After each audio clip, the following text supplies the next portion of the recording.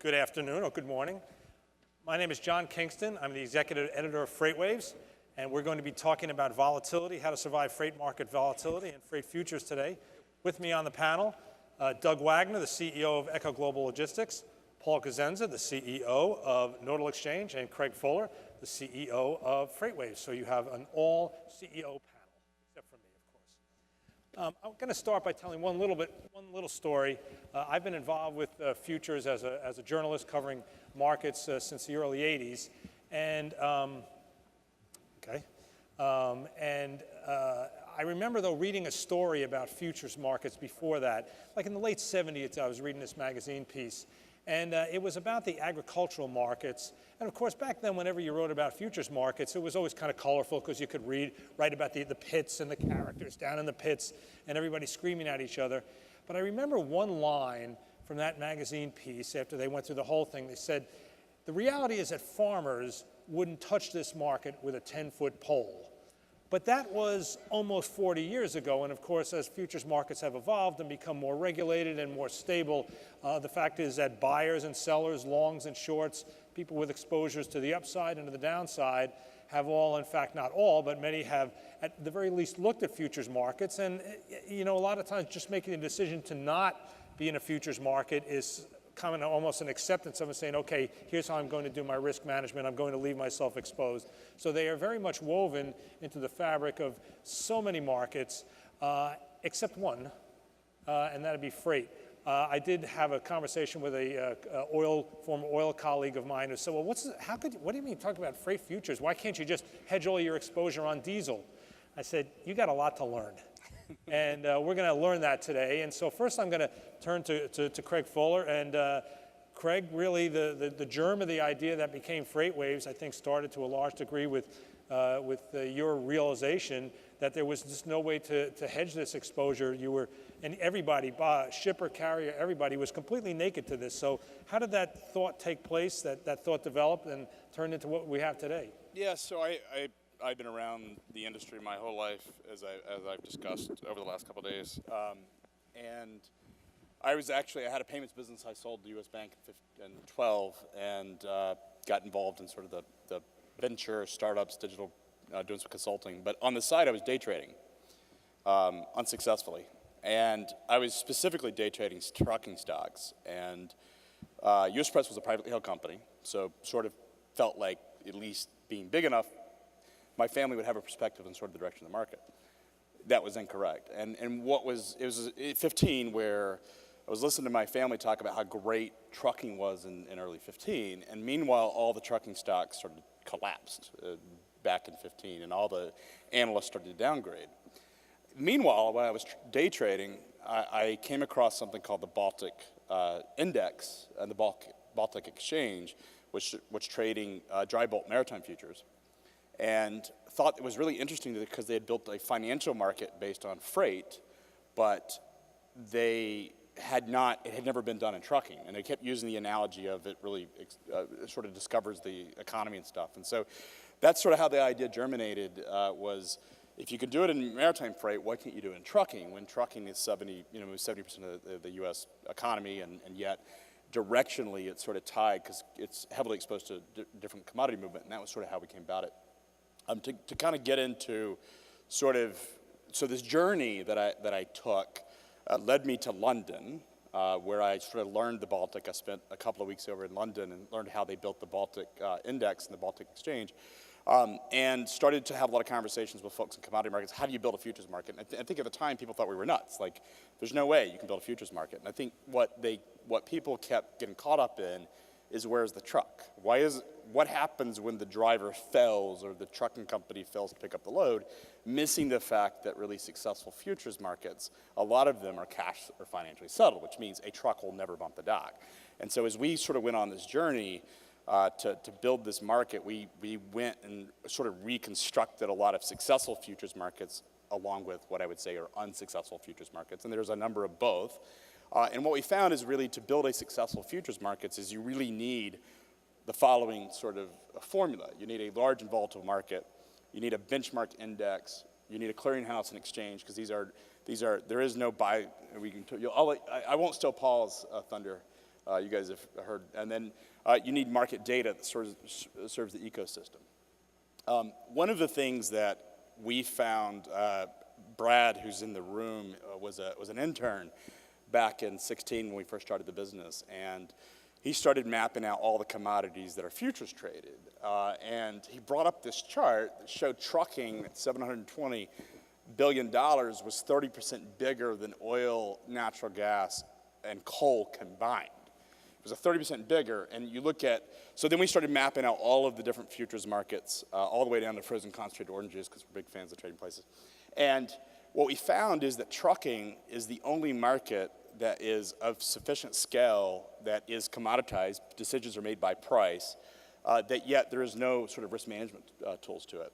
And so you look at, I went to CME before Paul and I met, and the comment was made by the lady that manages new products, and she's in the, CME is really farming, a lot of farm and agricultural commodities.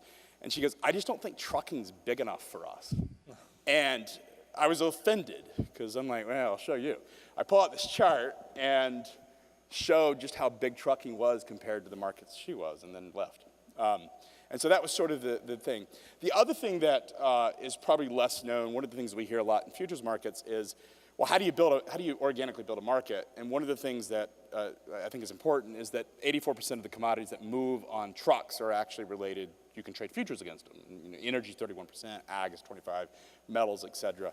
And so there's a substantial amount of products that are already commoditized, and shippers, many of them already have trading desks, so whether Anheuser-Busch is buying aluminum or Frito-Lay is buying corn, they're trading futures to sort of risk manage it. The other thing is, of course, trucking is the largest segment of that. And the other thing you need is volatility. So you sort of have to have volatility. You have to have a liquid market. You have to have a big market. But you also have to have a lot of volatility. And I think everyone in this room who knows anything about trucking, and if you don't, you can hear it in the broader press, 40% of the S&P 500 companies have mentioned freight cost as their number one headwind, or one of the number one headwinds in the last 6 months. And it's not just directional volatility of upward price pressure, but it's also the volatility that exists inside that. And so we believe that we've sort of answered it. The other thing is you need a benchmark index, and we went out to, rather than building our own assessments, we went out and reviewed all the different pricing indexes. You need really a spot index, because that's where the volatility lies. And we determined that DAT had the largest and most representative index in the market, and that's sort of how we came about it. So. Right. And DAT was originally on this panel, so they're kind of the missing partner there. Doug, you know, when I first started covering metals, the metals market collapsed, and then I started covering oil, and the oil market collapsed, and then as I was leaving oil, that collapsed again. So it was sort of interesting to come over to the freight side and see an incredibly rising market, one that really is historic, I think, by historic in its nature. You've had to manage that as the CEO of a 3PL.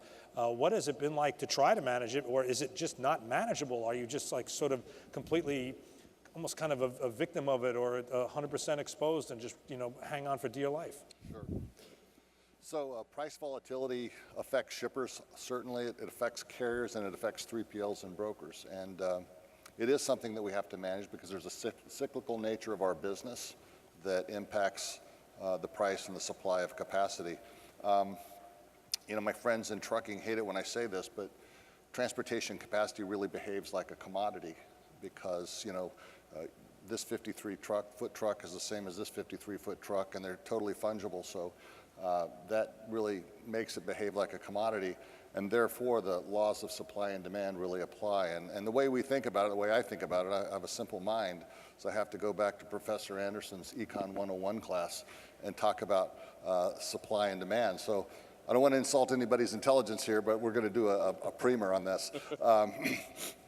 You know, if you think about the classic definition of supply and demand, you know, you've got a supply curve, which means people will supply more of a commodity when the price is higher, and a demand curve, which says that they're going to buy less of it when the price is higher. And I think that certainly applies. But when we look at our industry, supply and demand are relatively inelastic, meaning that when the price changes, you don't get a corresponding change in the commodity purchased or sold. So you think about it, it makes sense. You know, if the price of transportation capacity skyrockets, you know, truckers don't just produce more trucks. They only have the capacity they have, so you don't see that much of an immediate impact. Likewise for shippers, if the price drops through the floor, they only have the orders that they have, and so you don't see a corresponding change in demand.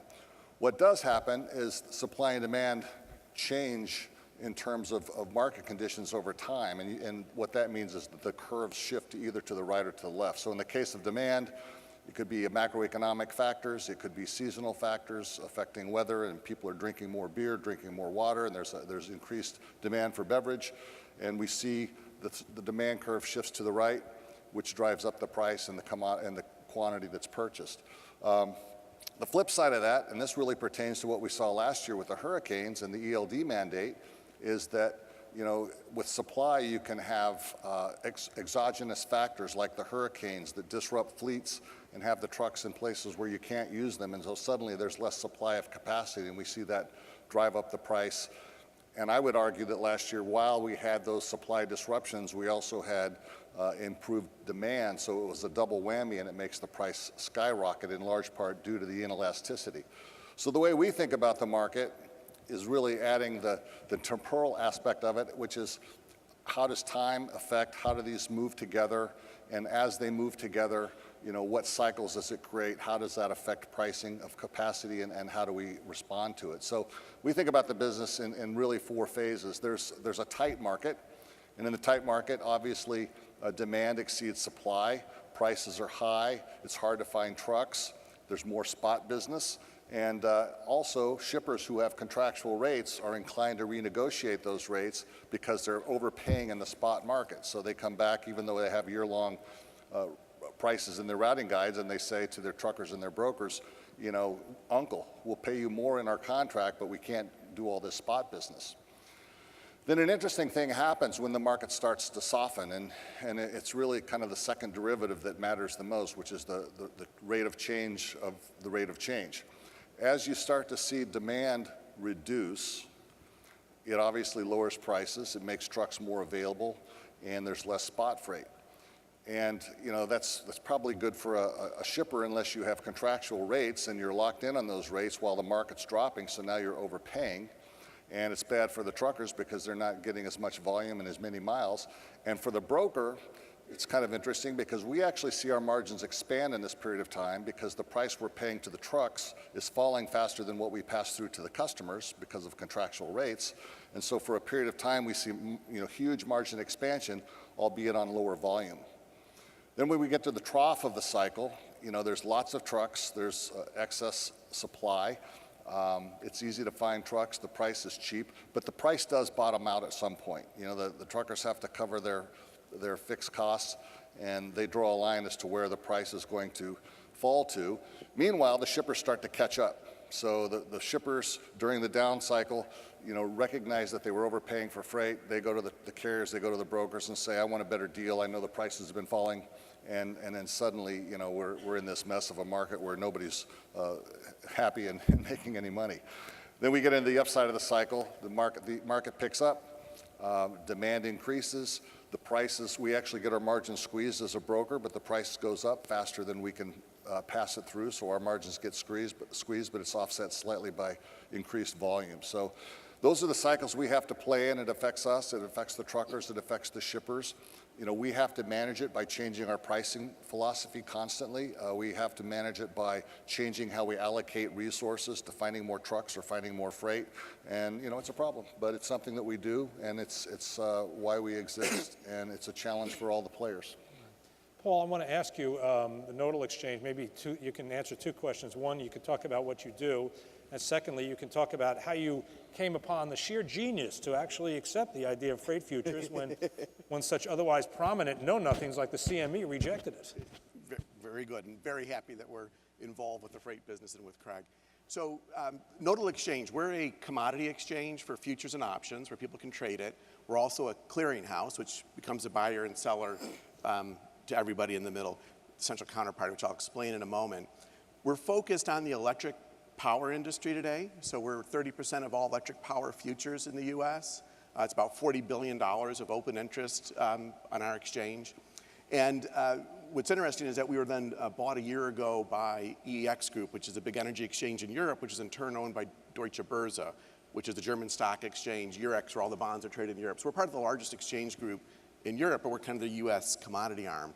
And as part of EEX Group, they do have marine freight futures as well, which Craig was alluding to earlier in terms of as a product. So what does an exchange do? So an exchange allows people to come together, the buyers and sellers, to trade on the contracts. And then you have the clearinghouse, which is a central counterparty, which is the buyer to every seller and the seller to every buyer. So it sits in the middle. And what we're really all about is risk management. And so as Doug was mentioning, there's price risk, but there's also then credit risk and liquidity risk. So price risk, because you don't know where the risk is, what the price is going to be in the future, and if you want to get a fixed price, say for what the trucking freight cost is going to be a year from now, you can trade that with a future. So you lock in that price. It can be a financial trade. You then participate in the physical market, but then you'll either make money or lose money on the financial hedge, but it basically allows you to lock that in versus what you do in the actual physical market. So what's beautiful about it is that you get to then hedge and lock in your price and not take that risk. Let somebody else take on the risk of that price a year from now in trucking. So you're all set. But there's a problem if I do this trade a year into the future, and that's the credit risk. Do I know the other party's really going to be there to pay up or not? We had Michael Lewis speaking earlier about the financial, well, he didn't speak as much about the financial crisis, but he's written about it, and that was caused by people doing bilateral trades, like with AIG, and not having it be cleared. And what we do from the credit risk management perspective is we have things like variation margin, where we are marking the price of that expected contract a year from now twice a day. So I'm always not very far off in terms of taking money from, say from, if it's between Doug and Craig, from Doug to Craig, and then maybe back this way. But I'm always like where the market perceives the price. And then I also have other mechanisms like initial margin to hold funds to handle a certain number of days, like a day or two of potential price movement with a 99.7% say probability. And then I have clearing members that are also guaranteeing the trades, people like Goldman Sachs and Citibank and Morgan Stanley and Macquarie and ADM and ED&F Man and some of the people who are here. And so that's an important dimension there. So we manage that part. And then finally, the liquidity piece is that you have an exchange you can come to. You can trade with anybody. It's anonymous. You don't have to worry about their credit risk because you don't have to then be managing that. You just worry about the concentration risk.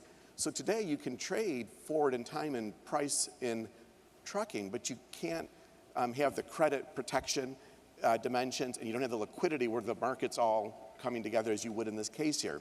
So when you look at our excitement here, it's interesting. You look at electricity, you imagine an electric grid with lots of nodes, thus our name, Nodal Exchange. You talk about trucking and logistics, and it's also nodes and it's pathways. And so if you look at the electric grid and the road grid, it's going to look very similar to you. And there's seasonality issues, and there's weather issues, and you can't store the commodity. A lot of similarities there. And so when Craig came to talk with us, we thought it was brilliant. And it was a great thing to get into, and that there was a market that was underserved that needed this product, and we're all about innovation and trying to do new things. But of course, the key dimension then was also to build the other elements that Craig noted. You have to have the price that we can settle against. You have to have the data and information. It's all about knowledge. Michael Lewis was a great speaker here earlier because it is about information and knowledge, so then you can basically know about what it is you need to manage with that risk, and it's of course then achieved. So we're very excited about the opportunity, very excited about building this market together, and believe it's a great fit for futures. Real quick, John, I think one of the things that people say, I haven't heard of Nodal Exchange, I've heard of these other exchanges. There was two reasons we picked Nodal, and it comes down to Paul, if the CEO of the exchange personally invested in the success. Had we gone to another financial exchange, we would have been with middle management that probably would have been sort of stuck with this sort of obscure market, which would have been more difficult. So the commitment that you've given. And then the second thing was what you just mentioned was the power market, to me, is very similar to trucking. You have a capacity-constrained market that travels. We travel a highway. You travel a grid, or power travels a grid, and that was really what we saw. You had taken a cold start exchange in 2009 and had built this, and that was the reason we ended up picking Nodal. So. And the other thing I'll add to that too, one of the things we had to do to have a market with the nodal in the past, et cetera, we really innovated with the initial margining approach. Because you do have to put up margin, but you want to be very capital efficient in doing that. And we really have led the market with doing portfolio margining. We use a very innovative expected shortfall mechanism because it's a, and this is getting to maybe more details you want to know, but like there's a value at risk which assumes normality, but you have fat tails for what the risk is and when it occurs. And so we do that very well. We've gotten a lot of awards for that. That is where we lead, and we think it's a great fit for the trucking industry. Doug, you laid out the difficulties you've had, the challenges you've had given the market. So I'm sure you've looked at the freight futures contract. How would you use it in a business like yours if you in fact chose to do so? Sure. So we have perfect visibility to yesterday. We know what's going on today, and tomorrow is uncertain. That being said, you saw Scott Friesen on the previous panel, and him and his team do a lot of work trying to anticipate where the market's going, because that informs our pricing strategy as RFPs come in, whether we tighten the price up or loosen it up, how aggressive we want to be in a routing guide, et cetera. I've long been a fan of this idea. I've talked about it for years, and then lo and behold, Craig came on the scene and brought it to life. But I can see where, if we have a thesis that market prices are going to drop, there's certainly an opportunity to, whether you're shorting futures or whatever your strategy is, to use it as a financial hedge against the prices that we've committed to in year-long contracts. And it's interesting for me, and and as a public company, we probably have to talk to our board a little bit about how we would use that and what the disclosure is around it. But it's a great tool for smoothing out the fluctuations in pricing, particularly when we're committed to prices in a year-long routing guide. I think the question for me will be, who are the market participants? Clearly there's a lot of hedge funds that like to speculate. They're very knowledgeable about our space. They track the data better than anybody, and they'll see this as a profit opportunity. But for me, I think the bigger opportunity is for the market participants. So whether you're a trucker supplying capacity, and again, you want to hedge your prices, or you're a shipper buying capacity, and you've already submitted a budget for the next year, and you've committed to your executive team what your transportation is going to spend, and you want to protect against prices going up unexpectedly like they did in 2018, it's a great mechanism for smoothing that out. Yeah, I would say that introducing the futures contract after what the market's gone through with rates, there just couldn't be better timing than this. Well, I mean, it's interesting, having gone out and met with a lot of folks in the financial markets, and I talk about the volatility of truck, because the first thing they say, well, there must be any, why does this exist, and why are you so smart? Because Right, well, like my friend who said, well, can't you just hedge your exposure through diesel? yeah, and so it's, I don't think people realize outside of our industry just how volatile trucking rates are, and there's no real risk management tools to manage that. Now, if you're an asset-based carrier, you're sort of subject to that. And everybody uses the word contract and spot. Personally, I hate the word contract because I think it's sort of misleading. There is no, if you look at financial markets, there are contracts. There is a binding take-or-pay structure in most financial contracts. And we were talking to folks in the financial markets, and they were like, what's contract? Well, it is no contract. It's basically best intent. It's at any moment in time, either party can drop out of the agreement if it's more advantageous to them. So we use the word contract, but it's sort of misleading when you have sort of a fixed, dedicated portion of the business, which is always consistent. You have the willingness or the ability for the shipper and the carrier to sort of, or 3PL, sort of agree on a price, but either party can change those terms at any moment in time. And so there is no real risk management tools available on either party. And so it's the structure of our market is sort of not obvious, but look at the volatility that we've faced. And you mentioned something, Doug, that I've had this conversation at times. Is trucking a commodity? And I think people say it's not. There are people that get offended when you call the business a commodity. But I'd love to hear, you sort of touched on it. Well, I spent a lot of years as a trucker myself, so we take a lot of pride in our service and our value-added features and our technology as truckers. But at the end of the day, and I think it's obvious by the fact that more and more shippers are willing to do business with non-asset-based third parties who don't have a logo on the side of the truck. And I think service, quality service and reliability are table stakes. So if you can't provide that, you're going to get kicked out in a hurry. But provided that you've got, high quality service, you're reliable, and you have a competitive price, I think trucking is pretty fungible to most shippers nowadays. I mean, even things that are classic commodities have service issues with them. I mean, if I bought wheat from a particular miller or something like that, maybe their delivery is all screwed up, their credit's bad. I mean, that all sort of takes away from the idea that it is an absolutely perfect, inalienable commodity that never has any distinct differences. That's not the case. So I think trucking can still be a commodity, even if you have the kind of differences you're talking about. Paul, what's the role of the exchange in getting people to do this? Yeah, so our role is to obviously help with getting the participants, signed up and enabled to trade, and that means having a relationship with a clearing member as well, who ultimately guarantees those trades. And then they're enabled, and then we list the contract. So there's a screen, but then there's also brokers, which are very important, voice brokers, who will still play a role in matching parties up for those trades. And then once the trades get matched, the term is called novation, but then they get moved over to the clearinghouse, which then becomes the buyer and seller to each side, so that risk isn't there anymore with whoever you anonymously traded with. And so from that standpoint, our role is very much to match these folks up. And it's interesting, you're talking about electricity as a commodity, and electricity is something that is something you can't store, just like you can't store trucking freight, right? And so they are different that way, which means then you need to trade it on a more locational basis and on the path, right?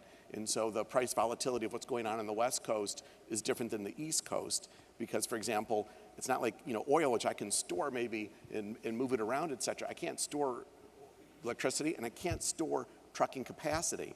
And so if there's something happening on the East Coast, it won't have an effect on the West Coast price, right? So you want to be able to trade it locationally, and that's something that we have a great strength in. It's something that also happens in electricity. So we're really facilitating that so you can do that price risk management, which is critical to the business. And it's important to be able to get the right hedge so that you're protected and can feel comfortable and sleep well at night, that I don't need to worry about if that hurricane is going to disrupt everything. I don't need to worry about if demand is going to be really high this Christmas season or really low. I've already set in what my price is. I know I'll make money for that, and I've locked it in. And then you got other parties who view it as an opportunity then to take the other side and to take that price risk. And so that's what brings a market together. You need both physical people who need to hedge, but you also need the financial players who are willing to take that other side, to willing to accept the price risk on behalf of those who are otherwise directly exposed to the risk. Greg, Paul mentioned locationally. Do you want to talk about the lanes that are envisioned for this contract? Yeah, so we,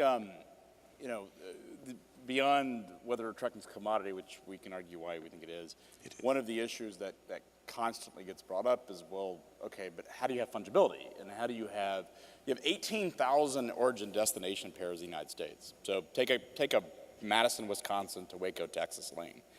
The likelihood of that being a dense lane is very, very small. And so out of these 18,000 pairs, what we did working alongside DAT and some supplemental data is looked at liquidity on those lanes and like what we would consider highly liquid lanes that are highly correlated to the broader market. And what I mean by that is you need lanes with a lot of trucks on that lane going from point A to point B, because you need enough price discovery to say this is sort of the market price, because what Echo may be paying for a truck may be very different than C.H. Robinson, that may be very different from Jim Bob. There's a lot of information, and there may be very big price variance in that, but ultimately once you get enough assessments of the market, enough reports, you're able to build an index, which is what DAT's role in this is. And so we looked at lanes that were highly, highly liquid. That's the first thing. The second thing we looked at were lanes that were highly correlated to the broader market. So take my, I think it was Madison, Wisconsin to Waco, Texas lane.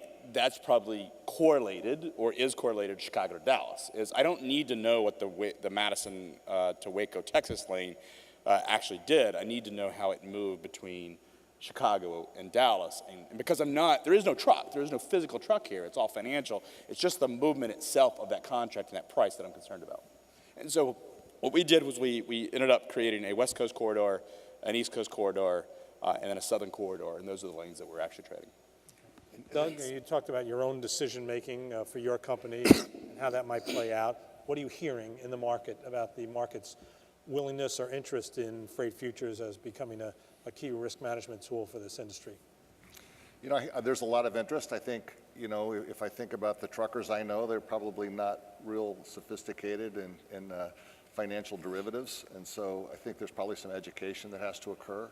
I know there are some very sophisticated shippers out there, and I think they'll jump all over it. But it's a great opportunity. You know, the trucking companies it's the tail wagging the dog. You know, the market changes, the hurricanes, the sudden increase in economic activity catches us all off guard. And while we're working on predictive analytics to anticipate, you know, trends of markets and prices, you know, that's imperfect science. And so if you want to protect yourself, I think that more and more people are going to look into this. Paul, you talked about, well, will shippers do this? Will 3PLs do this? Will carriers do this? But as you know, a lot of the liquidity in any kind of commodity market is provided by hedge fund, future commission merchants, just day speculators, whatever. How important are they to the other contracts on Nodal Exchange, and how do you reach out to them on Freight Futures? Yeah, so it's important to have the physical traders, and that's where everything starts with, right? Because it's the actual need to hedge why the whole industry exists, is the people who are exposed to that price risk. And so that's the fundamental core.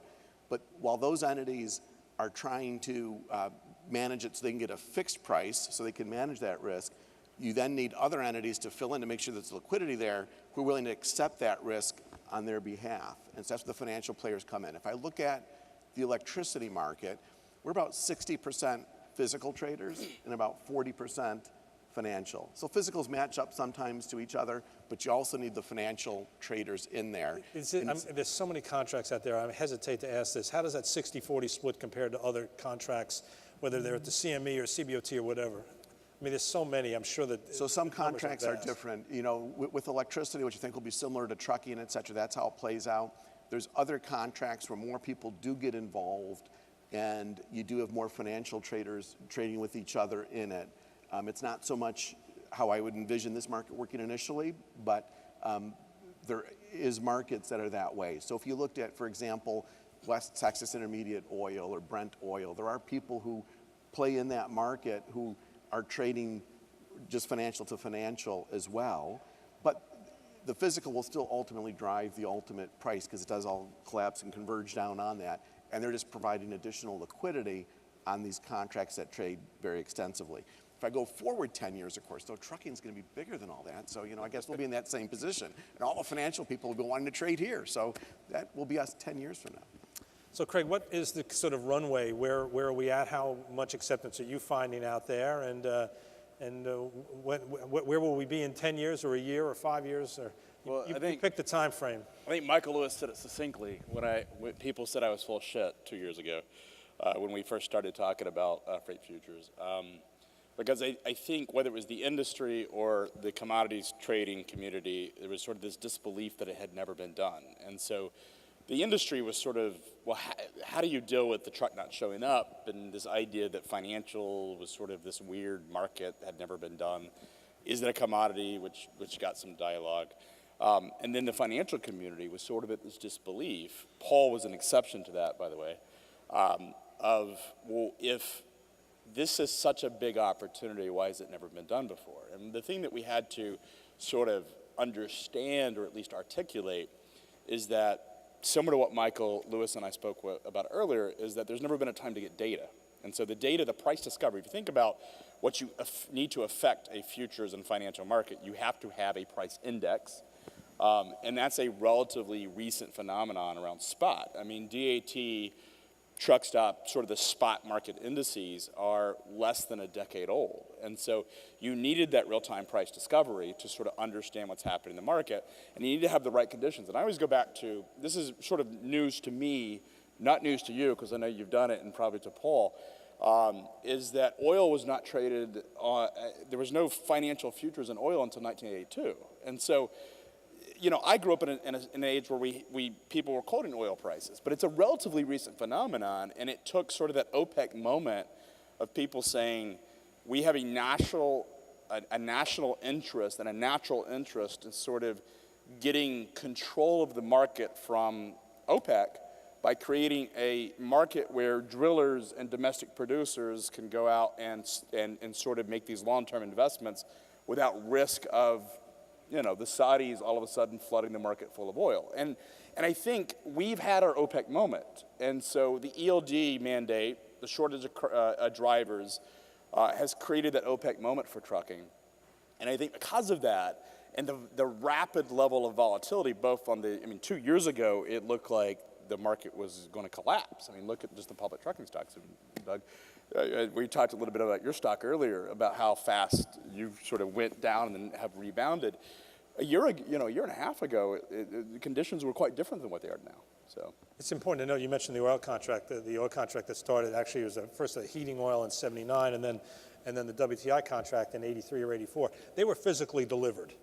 And it really wasn't until the Brent contract was established when, I mean, they made a few unsuccessful attempts at it, but it sort of firmly became established, I think, somewhere in the 90s. That's a cash-settled contract. So, and that's wildly successful. So it shows you that, you know, you can use cash settlement and have a very successful contract, as you've already shown on electricity. Yeah, and electricity's not that old either, which is the intriguing thing. You had really a deregulation happen in the 90s. And so power futures are really only about 15 years old, maybe 20. In fact, Intercontinental Exchange, ICE, they even started in power futures, then bought the New York Stock Exchange and other things. But it's not that old an industry. And the big change here is digitization, information, knowledge, et cetera. And so you have to have that. And with all the information that is now becoming available and the ability to have that, and then also the other changes happening to the industry, as Craig was saying, it's a good time to start it. We often think in just sort of our here and now, but I mean, it doesn't take long for things to evolve and change. The power markets are very big today. They didn't really exist that well 15 to 20 years ago. So when they ring the first ceremonial bell on futures trading, will Echo Global Logistics be on one side of that deal? Doug Wagner might, I don't know. No, I'm excited about it. I think it's an opportunity. We need to study it. We need to learn the mechanics of trading. We need to understand how the market moves with the data that we see, and you know, we have our own view of the market. So I would say that on the first day of trading, we're going to be a student of this new market and understand how it works. Okay.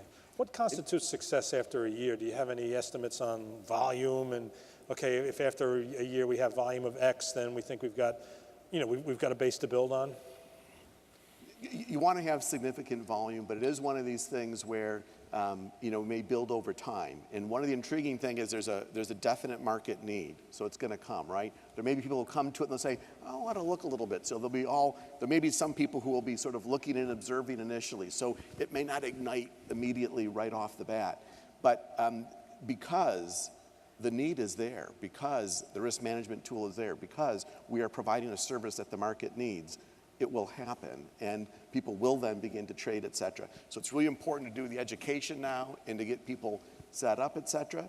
It will start off trading. You know, I'm very optimistic about how this will evolve as a new market, but any new market will grow over time, and we won't be as big as Brent oil initially. We might be in 10 years. Well, as I said, I know the Brent contract, there were multiple attempts to launch a Brent contract that failed, and then before finally they were able to do it. And so, you know, it took some time. It wasn't an immediate success.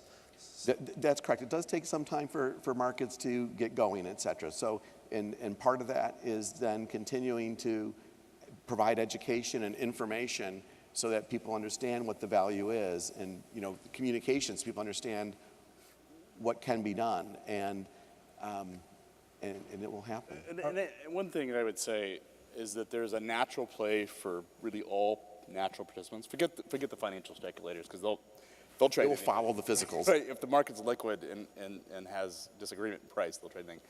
What I would say is the asset-based carriers, if this market's liquid, and I've heard this from some boards of some asset-based carriers that are public, they believe at some point they may have a fiduciary responsibility to sort of hedge. And in the oil markets, if you go out and have an oil rig and you drill, you're required by your banks to actually hedge that exposure because you have cycle risk and you have volatility risk. And so I think carriers have risk there.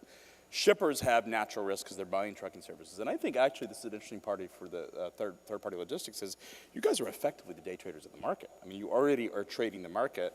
This, in many ways, gives you sort of a new avenue and a new opportunity that didn't exist before. Yeah, I mean, again, we have a view of the market, so it'll be interesting to see how that compares with how the futures read the market, you know, and we can test if we're smarter or not. If we are, maybe we will be trading. I just want to wrap up just by saying I always think when you think about corporations that take on aggressive hedging programs, the one that immediately pops to mind is Southwest Airlines, which for many years was a very active hedger in the crude oil market.